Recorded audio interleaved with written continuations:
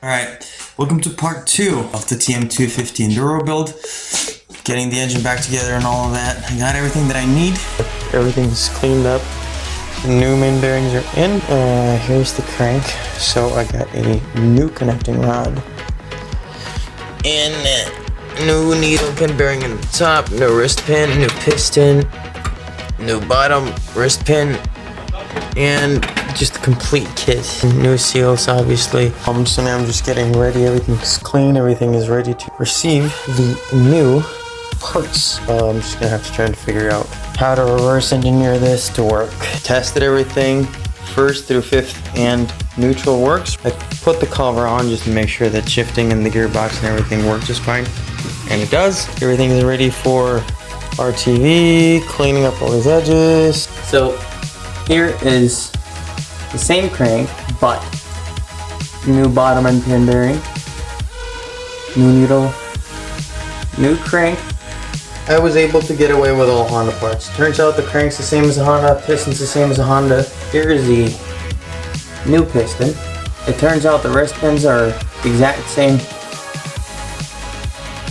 Everything else is pretty much identical. They're the same diameter and it's a 2-stroke piston, so there's not much more to it than that, really.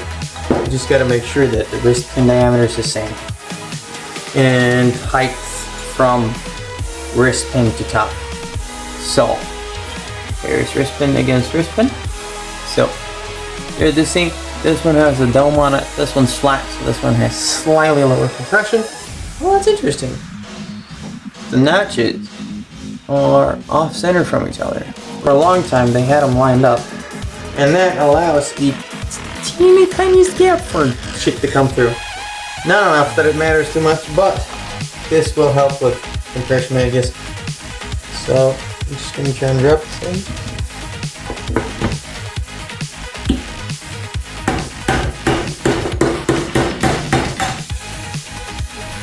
That's promising. Move.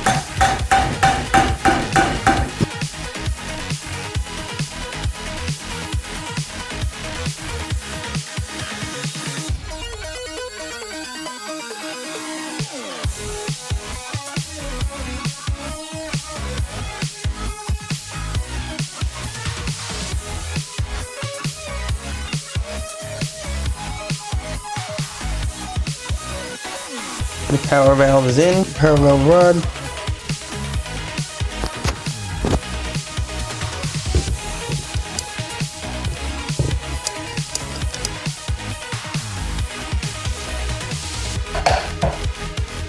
Ha! We're in.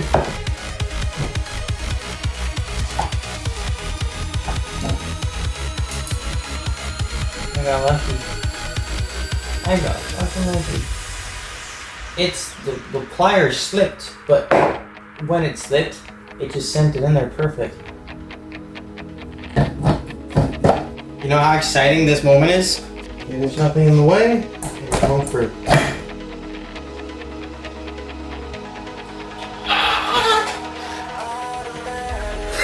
Do you know what this means? Kickstarter, where are you? Everything's so smooth. Let me show you. One hand. This is with brand new seals that are holding everything. So, it's bland. Oh my god! Do you know how official this is? This is like official. Like the cylinder is in and everything is fucking working. Okay, the top now on and marked. This one's on. Everything is nice and ready. Everything is bolted down everywhere. Everything is tightened. Everything is ready. Everything is ready to go together. Next update, I've filled it with oil and let it sit overnight. I had to attach the clutch to do so. This is an hydraulic clutch because oil leaks out that side if it's not covered up. But everything else is, well, and just, you know, it's all completely done. I just put it in the frame, getting things ready to get together, putting the, you know, well, just working along, really. Cleaning up stuff as I go. So it's finally fucking going on the frame. Alright, here's the progress. Engine is in, bolted down properly this time. Well, I'm gonna have to tighten these. They're snug right now, but I can't get them. When I get it on the ground, I'm gonna go over. Swing arm is in and tightened down. I just gotta put the shock in there now and get the wheels on it so I can put it on the ground and just continue from there. So next is suspension and then wheels. Alright, I put all the plastics on. I've had a few issues. The clutch would not disengage. As it turns out, as any good mechanic has extra parts. So this one is a spacer that goes behind the clutch basket so it doesn't bind. So basically, there's two of them. There's this one and there's the thinner one that sits behind it. And behind this fucker right here, actually, this one's broken though, but I got a new one. But it sits behind here because otherwise this is flush and this part binds. So it spaces it out to give the correct spacing. The clutch works now because I only used a thin spacer, because if I used both of them behind it, then that wouldn't go on all the way. It was too much. Just using the tiny one, spaced it perfectly. The clutch works like it should. There's no issues. The clutch worked fucking great actually. But as it is now, it runs. Sounds fucking great. I mean, I still need to put an air filter in it. I still have to change the seal behind the sprocket because the seal that sits behind here is slightly leaking. And it's throwing oil everywhere, just like here. Yeah, it's throwing it up at the carburetor and then it runs down and then it drips off right here. Interesting. We got a tiny leak. That's red. That is coolant. These two. Let's just try and snug everything down and see if that does it. So I was able to fix that leak. Just putting cross washers underneath all the bolts, which is my mistake. I didn't put them there in the first place, which I should have. Because obviously there's nothing stopping it from leaking from between the bolts, because the bolt just bolts straight into the cylinder, directly into the cooling ducts. Another leak I had underneath the clutch master, so I put a tiny dab of RTV for the time being, and that fixed that. No more leaks there either.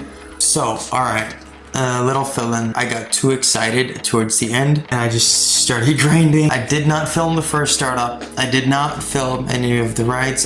Don't have any footage of me running the bike, which is ridiculous. Like, the engine ran fantastic, apart from the fact that I was running it without the filter.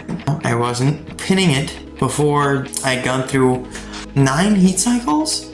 I think you usually go through 4 or 5 max. Just wanted to make sure that before I started pinning it and giving it any sort of like beating, it was ready for it. When I took it out on the road, I had a pin for 10 seconds probably, and then bam, and then shit hit the fan.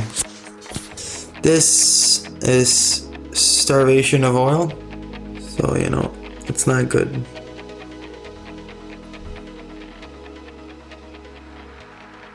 So I'd have to get a new piston, which I already ordered, and it came today. So here's some new pistons.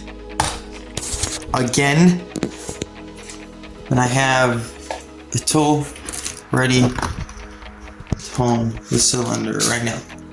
Me running it without the air filter, it was fine up and down the street, you know, going through the heat cycles, it was okay. It was the difference between that and, you know, a lot of bottom end riding is the spark plug, which is very dry.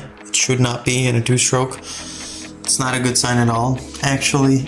So I should have checked it halfway through. Probably would have looked okay, actually. It was the fact that I took it on the road and I pinned it without an air filter. That's what killed it.